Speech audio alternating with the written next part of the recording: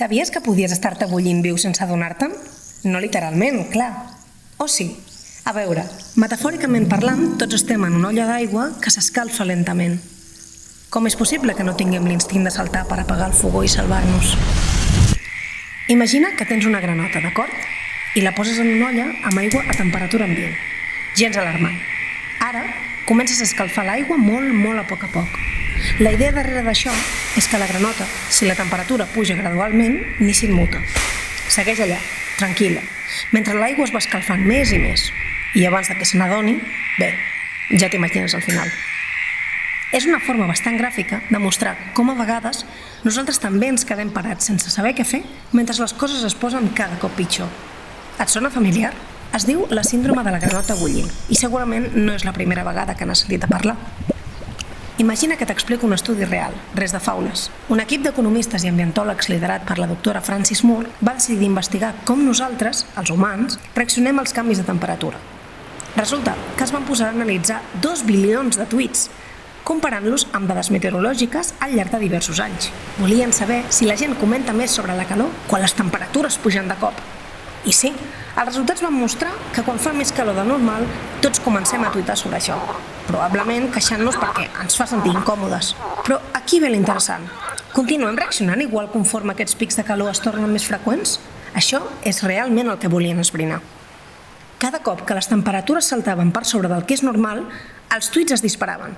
Molta gent comentava sobre la calorada. Però a mesura que Frances Moore i el seu equip van continuar analitzant les dades any rere any, van notar alguna cosa molt interessant.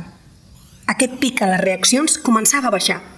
És a dir, els mateixos augments de temperatura que abans ens feien reaccionar en massa, ara ja no causaven tant de rebombori. I és que sembla ser que, com la granota en l'aigua que s'escalfa a poc, nosaltres també ens hem anat acostumant a aquestes noves normalitats més caloroses. La gent va deixant de percebre aquests pics de calor com una cosa exagerada i deixa de reaccionar a aquests. I, per tant, de comentar a Twitter. La conclusió de Moore i el seu equip és bastant clara i alarmant. Si continuem acostumant-nos a aquestes noves realitats, aquests pics de calor anòmals, que haurien de ser una campana d'alarma per tots, simplement es convertiran en soroll de fons. És poc probable que només l'augment de les temperatures sigui suficient per produir una reacció social contundent davant l'amenaça que ja suposa el canvi climàtic. Ara potser t'estàs preguntant, d'on ve exactament el nostre coneixement sobre aquests patrons? Com exactament interpretem temes tan complexos com el canvi climàtic o, fins i tot, els hàbits quotidians de les persones? Imagina't un enorme dipòsit ple de dades, però no sols qualsevol dada. Estem parlant de volums gigantescos d'informació procedent d'internet, de les xarxes socials i dels dispositius mòbils, i que, quan es combinen, ofereixen un vast panorama de la vida humana i natural. Pensa-ho, cada clic, cada tuit, cada vegada que llisques el dit en el teu telèfon, estàs generant dades. Ara, pensa en totes aquestes estadístiques que administracions públiques i organitzacions recopilen dia rere dia. Informació, sobretot, des de tendències de salut fins a patrons de trànsit. Aquestes dades ja són aquí, esperant a ser explorades. I això és exactament el que fan molts científics socials. Es capbussen en aquestes fonts secundàries, recopilades per altres, per veure noves perspectives de vells números. Sense haver de sortir a recol·lectar noves dades, podem guanyar perspectiva o complementar el que ja tenim d'altres fonts. Imaginem que volem entendre exactament com reacciona la gent a l'increment gradual de la temperatura en les seves llars. Una mica com aquesta rondalla de la granota bullint que esmentàvem abans. Podríem dissenyar un experiment on ajustem termostats en diferents cases i mesurem com això afecta el benestar emocional de les persones o la seva despesa energètica. En controlar activament la variable de temperatura i assignar aleatòriament les condicions de l'experiment, podem veure directament l'efecte que pot tenir sobre l'ús d'energia o el benestar emocional de les persones. L'experiment, doncs, ens permet establir causes i efectes amb confiança, donant claredat sobre què és el que realment impulsa els canvis en el comportament humà.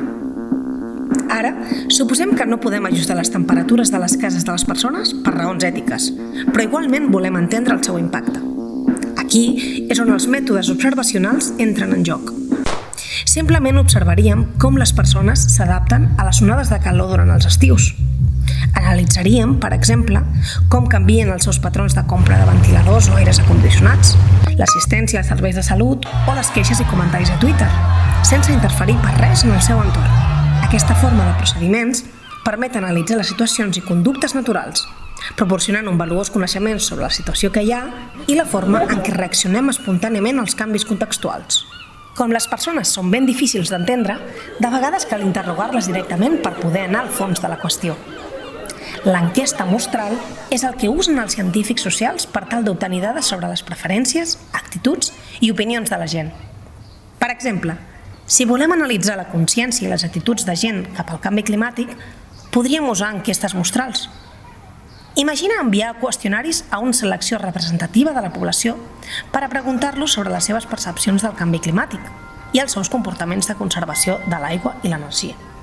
Les respostes ens ajudarien a entendre no només el que la gent fa, sinó també el que pensa, així com els possibles vincles entre ambdues coses. No obstant això, és crucial realitzar aquestes enquestes amb rigor científic.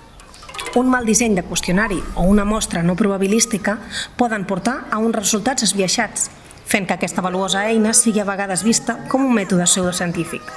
Per això, la precisió en el disseny de l'enquesta i l'elecció de la mostra són fonamentals per assegurar que els resultats siguin fiables. En conclusió, les ciències socials fan ús d'una gran diversitat de dades, ja sigui obtingudes a través d'internet, administracions públiques o recollides pels propis investigadors amb estudis observacionals o experimentals.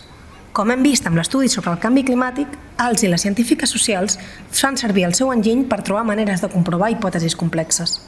Sense dades empíriques no hi ha ciència social, i sense ciències socials som incapaços de pensar-nos a nosaltres mateixos.